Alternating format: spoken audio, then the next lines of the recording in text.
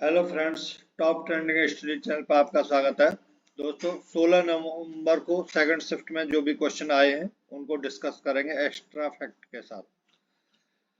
Video के अंत तक बने रहना, सभी इंपॉर्टेंट क्वेश्चन है और जो एग्जाम में जहां से क्वेश्चन बन रहे हैं हम उन्हीं को एक्स्ट्रा फैक्ट में डिस्कस करते हैं।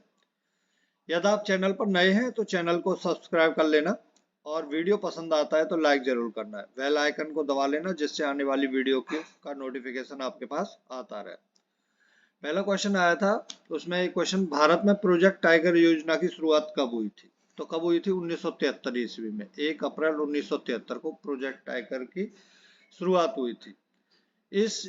यदि क्वेश्चन ये बन जाता है कि इसके निदेशक कौन थे आगे, तो इसके कैलाश सांखला इसके निदेशक थे। पहले निदेशक कैलाश सांखला, क्योंकि आने वाली शिफ्ट में यह क्वेश्चन बन सकता है। जो राष्ट्रीय बाघ संरक्षण प्राधिकरण है, इसकी 2005 में इसकी स्थापना हुई थी और सबसे बड़ा टाइगर रिजर्व है वो है आंध्र प्रदेश में Nagarjuna Sagar Shri Shailesh tiger reserve. Nagarjuna Sagar Shri Shailam tiger reserve उसका नाम है। कहाँ है? आंध्र प्रदेश में। और सबसे छोटा है असम ओरंग टाइगर रिजर्व है असम में। यहां से टीसीएस क्वेश्चन पूछ रहा है बाघ की गणना से। तो 2022 में जो बाघ की गणना हुई है वो मैं कंप्लीट बताता हूं आपको। यहां से क्वेश्चन बनेगा आने वाली शिफ्टों में, ठीक है। प्रधानमंत्री ने प्रोजेक्ट टाइगर के जो 50 वर्ष पूरे हुए हैं 1973 से और 2023 तक 50 वर्ष पूरे हुए ना इसके, तो 50 वर्ष पूरे होने के उपलक्ष्य में अप्रैल 2023 को कर्नाटक के मैसूर में आयोजित इंटरनेशनल बिग कैट अलायंस का उद्घाटन करते हुए यह गणना जारी की है। कौन कौन सी? पूरी ये गणना जितनी है आपको याद रखनी है जो जो जारी की है। 2018 से 4 वर्षों में 6.7% की वृद्धि हुई है बाघों में, ठीक है। ये आपको ये परसेंटेज पूछा जाएगा 2018 से 2022 तक कितने परसेंट की वृद्धि हुई है बाघों के अंदर, तो 6.7% की, ठीक है। और 2018 से 2022 तक बाघों की कुल जैसे जनसंख्या जो उसकी संख्या है बाघों की संख्या उसमें कितनी हुई है? तो 200 की वृद्धि हुई है। 200 बाघों की वृद्धि हुई है। वर्तमान में भारत में बाघों की संख्या कितनी है? 3167। ये आपको बिल्कुल फिगर याद रखना है, 3167। सबसे ज्यादा बाघ है मध्य प्रदेश में 785 और दूसरे स्थान पर है कर्नाटक। आपको ये भी याद रखना है कि पहले दूसरे और नंबर पर स्थान पर कौन कौन से राज्य हैं। पहले दूसरे तीसरे चौथे 4 नंबर तक आपको याद रखने हैं। तो पहला है मध्य प्रदेश, दूसरा है कर्नाटक 563 बाघों के साथ, कर्नाटक दूसरे स्थान पर है। और 560 बाघों के साथ उत्तराखंड तीसरे पर है। महाराष्ट्र 444 बाघों के साथ चौथे नंबर पर है, ठीक है। यहां से क्वेश्चन बनेगा आज मतलब जिस दिन एग्जाम होगा आने वाली शिफ्टों में उस दिन बनना ही बनना है। यहाँ से क्वेश्चन ध्यान रखना इस बात। To kill a mockingbird उपन्यास की लेखिका कौन है? तो अमेरिका की उपन्यासकार है हार्पर ली, एक है ना। हार्पर ली एक अमेरिका की उपन्यासकार है, वो उनके द्वारा ये लिखा गया है। जनगणना 2011 सर्वाधिक लिंगानुपात वाले 2 राज्य कौन से? ये क्वेश्चन आया था। सर्वाधिक लिंगानुपात वाले 2 राज्य कौन से? तो सबसे ज्यादा केरल का लिंगानुपात है और उसके बाद आता है तमिलनाडु, ठीक है। पहले नंबर पर केरल, दूसरे नंबर पर तमिलनाडु। यदि आपसे केंद्र शासित प्रदेशों के बारे में पूछ लिया जाता है कि सबसे कम लिंगानुपात केंद्र शासित प्रदेश कौन सा है? दमन एवं द्वीप है जिसमें 618 है। और सबसे अधिक लिंगानुपात किसका है? सबसे कम है, कम का मैं बता रहा हूं, 1000 पुरुषों पर 618, ठीक है। और सबसे अधिक लिंगानुपात किसका है? पुदुचेरी का 1037, ठीक है। 1000 मेंस और 1037 औरत। रामकृष्ण मिशन की स्थापना किसने की थी? ये क्वेश्चन बना था। तो स्वामी विवेकानंद ने की थी, कलकत्ता के पास वेलूर में 1800 ईस्वी में 1897 ईस्वी में कलकत्ता के पास वेलूर में रामकृष्ण मिशन की स्थापना स्वामी विवेकानंद ने की थी। रामकृष्ण परमहंस का मूल नाम क्या था? गदाधर चट्टोपाध्याय। ये भी क्वेश्चन पूछा गया है कई बार एग्जाम में, ध्यान रखना। नट पूजा किस राज्य का प्रसिद्ध लोक नृत्य है? तो किसका है? असम का है। नट पूजा असम का है। असम के और नृत्य बिहू, बिछुआ, महारस, कलगोपाल, बगरुम्बा, नागा नृत्य, खेल गोपाल, तबली चौंगली, कैनो और जुमरा होमनाई, ये असम के प्रमुख लोक नृत्य हैं। क्वेश्चन बना था 74वें गणतंत्र दिवस परेड में किस राज्य की झांकी ने पीपुल्स चॉइस अवार्ड की श्रेणी में पहली रैंकिंग हासिल की है? पीपुल्स चॉइस अवार्ड मतलब वोटिंग जो होती है, वोटिंग हुई थी ऑनलाइन, उसमें सबसे ज्यादा वोट किसको मिले? तो वो मिले स्वच्छ और हरित ऊर्जा, क्लीन एंड ग्रीन एनर्जी की थीम पर गुजरात की झांकी को मिला था। गुजरात की झांकी टॉप पर रही। अच्छा, अब यहाँ से झांकियों से क्वेश्चन बने हुए हैं, तो क्या क्या पूछा जा सकता है वो बताता हूँ। बैटरी एनर्जी स्टोरेज सिस्टम के माध्यम से मोढेरा गांव देश का पहला 24x7 और ऊर्जा संचालित गांव बना है। ठीक है, इसको आपको इतना, ये पॉइंट इतना ही याद रखना है। परेडों में क्या है, उत्तराखंड राज्य ने झांकी के लिए पहला पुरस्कार जीता। जो परेड उनको जो पुरस्कार दिया गया, तो पहला पुरस्कार किसने जीता था? उत्तराखंड ने। महाराष्ट्र दूसरे नंबर पर रहा और तीसरे नंबर पर कौन सा रहा? उत्तर प्रदेश।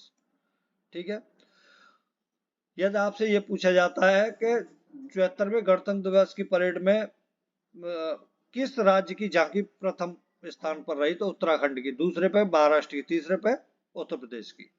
अपने राज्य की कला और संस्कृति का प्रदर्शन करने वाली उत्तराखंड की झांकी ने प्रथम पुरस्कार जीता और महाराष्ट्र की झांकी आजादी के अमृत महोत्सव और नारी शक्ति पर आधारित थी, जबकि उत्तर प्रदेश की झांकी में अयोध्या के दीपोत्सव को दिखाया गया था। यहाँ से इस पॉइंट से भी क्वेश्चन बनेगा, आपसे ये पूछ लिया जाएगा कि महाराष्ट्र की झांकी में क्या दिखाया गया था, उत्तर प्रदेश की झांकी में क्या दिखाया गया था। ठीक है, ये भी पूछा जाएगा। और भारतीय वायुसेना का मार्चिंग दस्ता पॉपुलर चॉइस कैटेगरी में विजेता घोषित किया। कौन सी कैटेगरी? पॉपुलर चॉइस कैटेगरी में। ठीक है, और मंत्रालयों और विभागों की कैटेगरी में कौन रहा? जनजातीय कार्य मंत्रालय। एकलव्य आदर्श आवासीय विद्यालय की झांकी ने सर्वश्रेष्ठ अवार्ड जीता। कैटेगरियों वाइज आपको याद रखना है। और कौन सी झांकी किससे उपलक्ष्य में थी, है ना, किसके ऊपर थी? जैसे उत्तर प्रदेश की में अयोध्या के ऊपर थी ना, तो उसका याद रखना आपको। जैव विविधता संरक्षण पर केंद्रीय लोक निर्माण विभाग की झांकी और वंदे भारतम नृत्य समूह की स्पेशल अवार्ड से सम्मानित किया गया है। दूध बना, ये दूध में किसकी मिलावट नहीं की जाती? नेक्स्ट क्वेश्चन बना था, तो उसमें ऑप्शन में बता रहे लकड़ी का गूदा था, तो वही नहीं मिल सकता, बाकी ये चीजें मिलाई जा सकती है दूध के अंदर, है ना। आर्टिकल 167 से संबंधित क्वेश्चन बना था कि 167 किससे संबंधित है? तो राज्यपाल को सूचना प्रस्तुत करने आदि के संबंध में मुख्यमंत्री के कर्तव्य।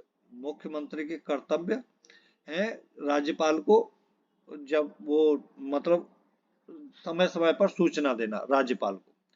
संविधान के अनुच्छेद 167 के तहत राज्यपाल और राज्य मंत्री परिषद के बीच मुख्यमंत्री एक कड़ी के रूप में कार्य करता है। ये आर्टिकल 167 में लिखा गया है। कानेरी गुफाएं संबंधित हैं, तो कानेरी गुफाएं कहाँ है? मुंबई में संजय गांधी राष्ट्रीय उद्यान के परिसर में ही स्थित हैं।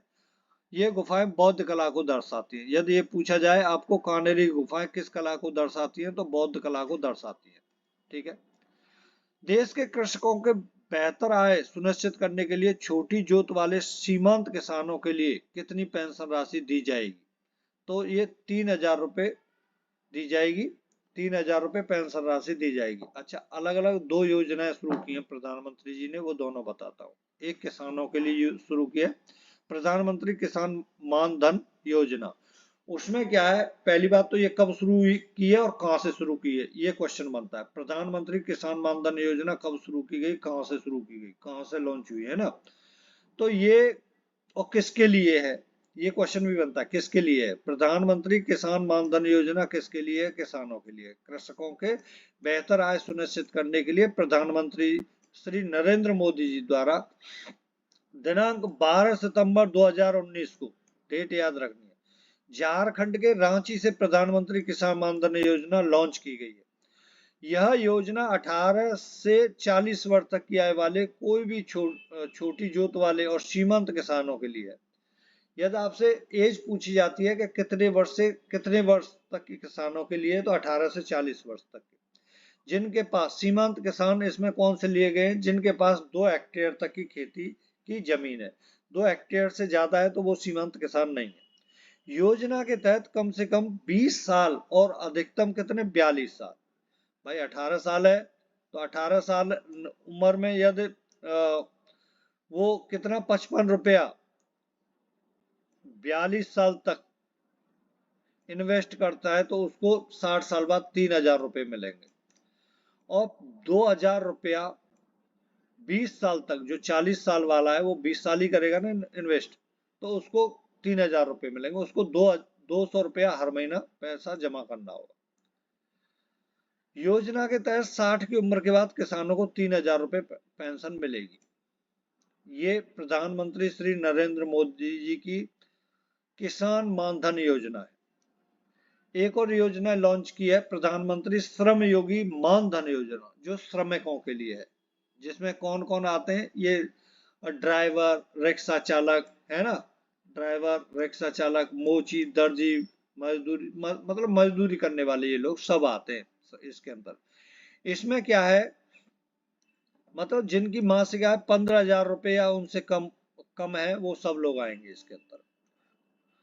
इस योजना में क्या, इसमें भी आय उतनी है 18 से 40 साल तक।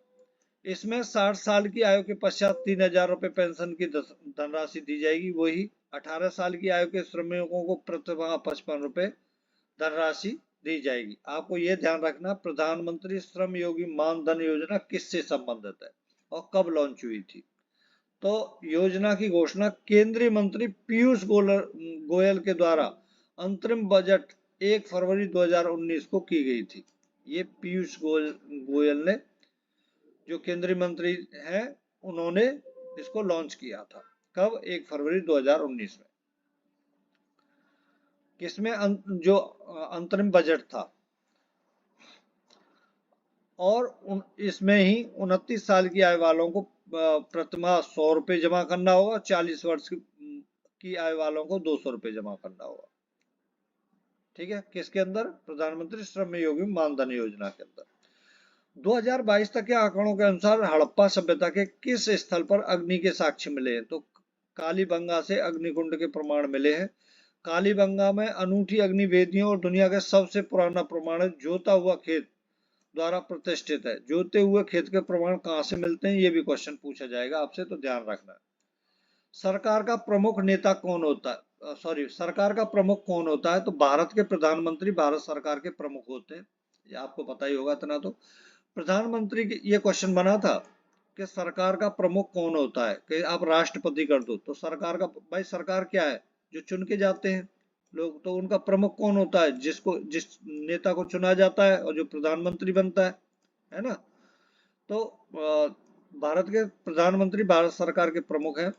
प्रधानमंत्री की नियुक्ति राष्ट्रपति द्वारा की जाती है और अन्य मंत्रियों की नियुक्ति प्रधानमंत्री की सलाह पर राष्ट्रपति द्वारा की जाती है। ये इंपॉर्टेंट पॉइंट है। और भाग 5 के अनुच्छेद 74 से अनुच्छेद 78 तक प्रधानमंत्री और मंत्रिपरिषद से संबंधित है। ये आर्टिकल 74 से 78 तक। अनुच्छेद 53 के आधार पर संघ की कार्यपालिका शक्ति राष्ट्रपति में अंतर्निहित होती है। किस आर्टिकल में दिया गया है कि कार्यपालिका की शक्ति राष्ट्रपति में निहित है? संघ की कार्यपालिका की शक्ति राष्ट्रपति में अंतर्निहित है, आर्टिकल 53 में। उस शक्ति का प्रयोग मंत्रिपरिषद की सलाह से राष्ट्रपति के द्वारा किया जाता है। मंत्रिपरिषद की सलाह से राष्ट्रपति के द्वारा किया जाता है, बाकी राष्ट्रपति कुछ नहीं कर सकते अकेले, है ना। संघ की कार्यपालिका का वास्तविक प्रधान प्रधानमंत्री होता है और राज्य कार्यपालिका का संवैधानिक प्रधान राज्यपाल होता है। राज्य कार्यपालिका का संवैधानिक प्रधान कौन होता है? राज्यपाल होता है। SEZ का फुल फॉर्म क्या है? Special economic zone. ये आया था क्वेश्चन। SEZ का फुल फॉर्म क्या है? यदि बाई चांस अगली शिफ्टों में क्वेश्चन रिपीट होता है तो SEZ का फुल फॉर्म है स्पेशल इकोनॉमिक जोन।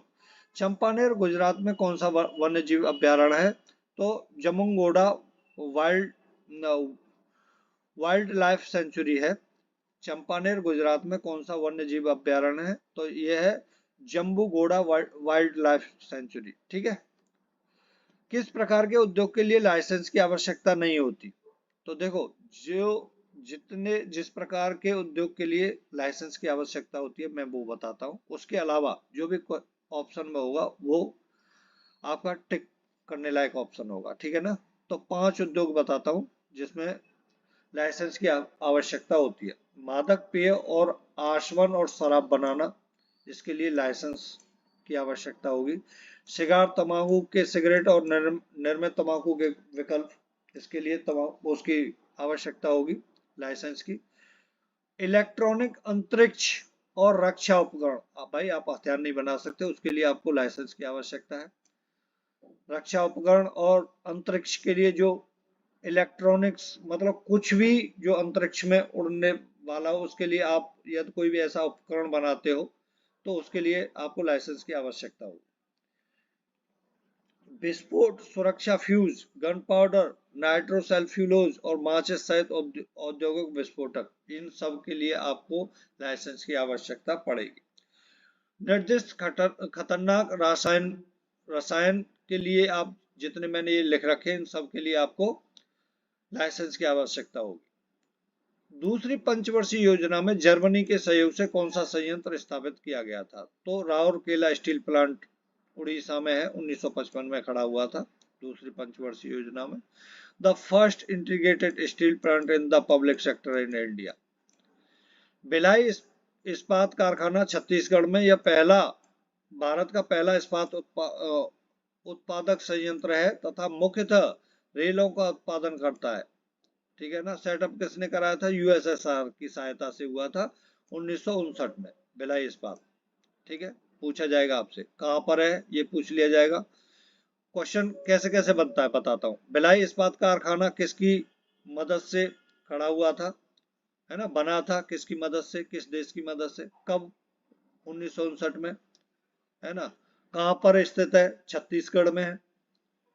अच्छा, ऐसे ही बोकारो स्टील प्लांट सोवियत संघ के सहयोग से तीसरी पंचवर्षीय योजना के अंतर्गत स्थापित हुआ था और 1966 में प्रधानमंत्री श्रीमती इंदिरा गांधी ने बोकारो स्टील प्लांट का आधारशिला रखी थी।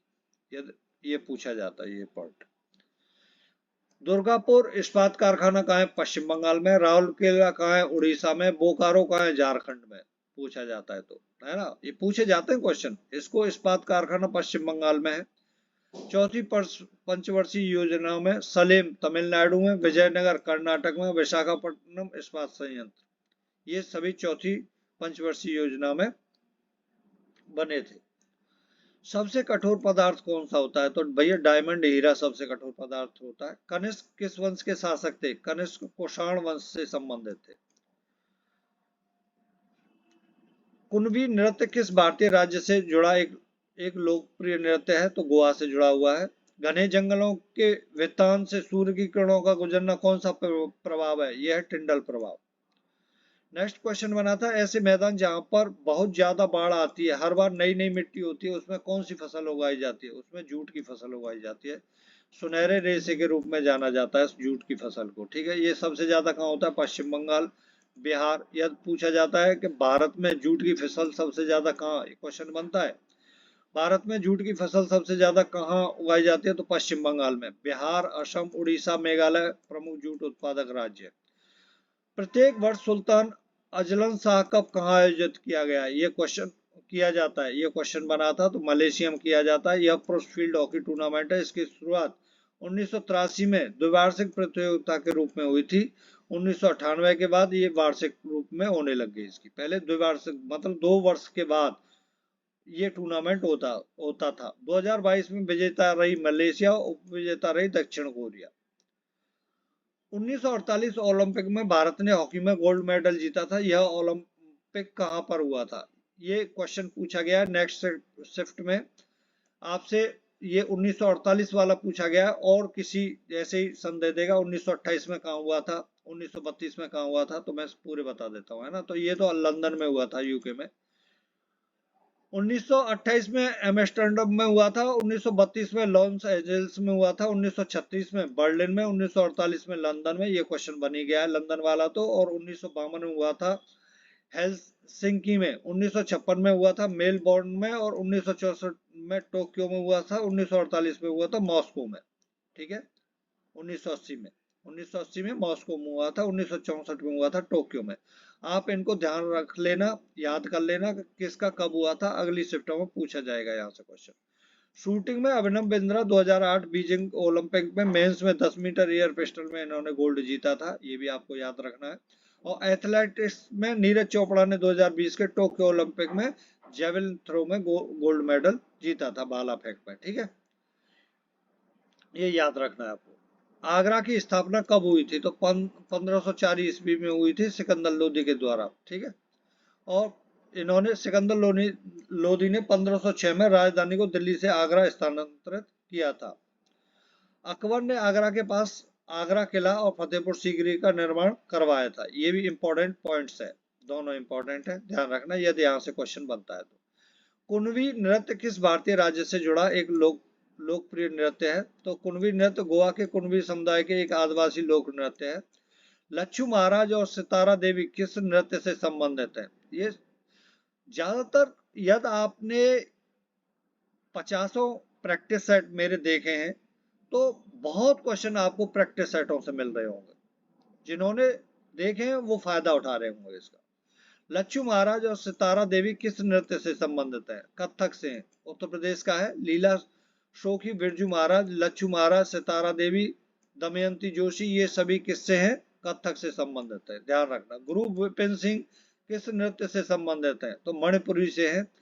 मणिपुरी से और कौन कौन है, राजा भागचंद्र, रविन्द्रनाथ टैगोर, नयना, सुवर्णा, रंजना और दर्शन, गुरु विपिन सिंह। ठीक। राज्य लोक सेवा आयोग के अध्यक्ष की नियुक्ति कौन करता है, राज्यपाल करते हैं। और लोक सेवा आयोग के अध्यक्ष और अन्य सदस्यों की नियुक्ति यदि वह संघ आयोग और या संयुक्त आयोग है तो राष्ट्रपति द्वारा, और यदि वह राज्य आयोग है तो राज्य के राज्यपाल द्वारा की जाएगी, ध्यान रखना। पूछ लिया जाए लोक सेवा आयोग और अध्यक्ष की नियुक्ति कौन करते हैं, तो बता देना, राष्ट्रपति करते हैं। ग्रैमी पुरस्कार से सम्मानित होने वाली पहली भारतीय महिला का नाम बताइए, वो है तन्वी शाह। ठीक है, कहाँ की रहने वाली, तमिलनाडु।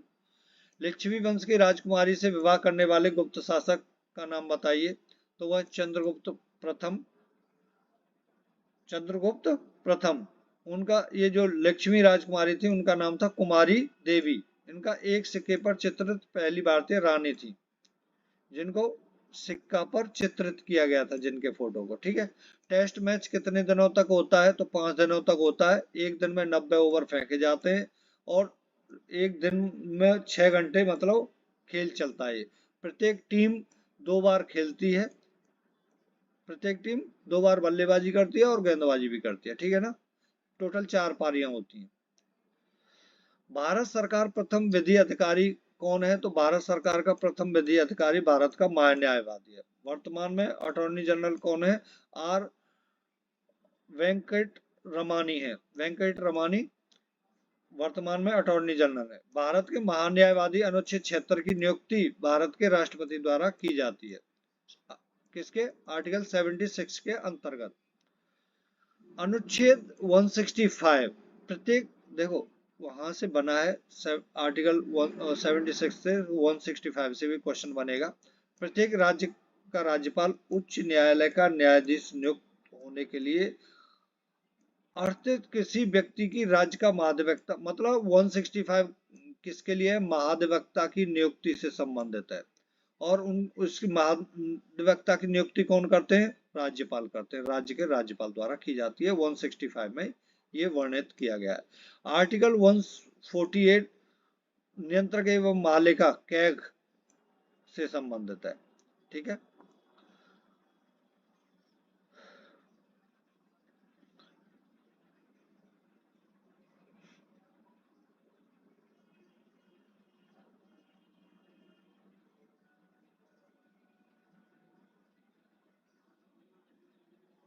यहाँ तक करा दिया हमने। ये कहाँ से आ रहा? मौलिक कर्तव्य हेतु किस समिति से सिफारिश की गई थी? मौलिक कर्तव्य से संबंधित क्वेश्चन बना था, तो स्वर्ण सिंह की सिफारिश पर 1976 में 42वें संविधान संशोधन में हुआ था, आपको ये पता ही है ना। अच्छा, ये क्वेश्चन बन रहा है, सुनिए, ये क्वेश्चन बन रहा है कि प्रथम मौलिक कर्तव्य कौन सा है। यहां से एक क्वेश्चन आ रहा है। तो पहली बात तो 51A के क्लॉज ए में प्रत्येक नागरिक का यह कर्तव्य होगा कि वह संविधान का पालन करे और उसके आदर्शों तथा संस्थाओं, राष्ट्रीय ध्वज और राष्ट्रगान का आदर करे। ये है ही। इनको आपको क्रम में, इनका मौलिक कर्तव्यों का क्रम याद रखना है। यहाँ से क्वेश्चन आ रहे हैं, क्रम याद रखना है आपको। टोटल कितने थे जब मौलिक कर्तव्य जोड़े गए 42वें संविधान संशोधन द्वारा 1976 में? तो 10 थे, ठीक है। और बाद में कितने हुए? 11। जब 86वां संविधान संशोधन हुआ सन 2002 में, उसमें 11वें संविधान संशोधन, वो 11वें मौलिक कर्तव्य को जोड़ा गया था। तो मैं पूरा एक तरफ से बताता हूँ आपको, ए बी, मतलब ए पे पहला कौन सा है, दूसरा कौन सा, तीसरा कौन सा, चौथा, ऐसे इस तरीके से आपको याद रखने। मैंने कल भी बताया था इसको, है ना। प्रत्येक नागरिक का यह कर्तव्य होगा कि वह संविधान का पालन करे और उसके आदर्शों, संस्थाओं, राष्ट्र ध्वज और राष्ट्रगान का आदर करे। ये पहला है। दूसरा है स्वतंत्रता के लिए हमारे राष्ट्रीय आंदोलन को प्रेरित करने वाले उच्च आदर्शों को हृदय में संजोए रखे और उनका पालन करे। तीसरा है भारत की प्रभुता, एकता और अखंडता की रक्षा करे और उसे अक्षुण्ण रखे, देश की रक्षा करे। चौथा है भारत के सभी लोगों में समरसता और समान मातृत्व की भावना का निर्माण करे। नेक्स्ट है हमारी सामाजिक, सांस्कृतिक और गौरवशाली परंपरा का महत्व समझे और उसका निर्माण करे। उससे अगला है प्राकृतिक पर्यावरण की रक्षा और उसका संवर्धन करे, वैज्ञानिक दृष्टिकोण और ज्ञानार्जन की भावना का विकास करे। नेक्स्ट है सार्वजनिक संपत्ति को सुरक्षित रखे और व्यक्तिगत एवं सामूहिक गतिविधियों के सभी क्षेत्रों में उत्कर्ष की ओर बढ़ने का सतत प्रयास करे। आपको क्रम वाइज इनको याद रखना है। माता पिता, जो 11वां जोड़ा गया था वो क्या था? माता पिता या संरक्षक द्वारा 6 से 14 वर्ष के बच्चों हेतु प्राथमिक शिक्षा प्रदान करना, ये इनका कर्तव्य है। Thank you for watching this video. नमस्कार।